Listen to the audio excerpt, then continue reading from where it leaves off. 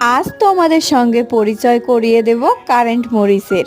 তো দেখো, এই যে হাতের সামনে গাছটি দেখতে পাচ্ছ, এটি হচ্ছে কারেন্ট মরিচের গাছ।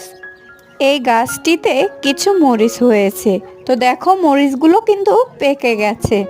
আর এই মরিচের গাছ আমার মা লাগিয়েছিল।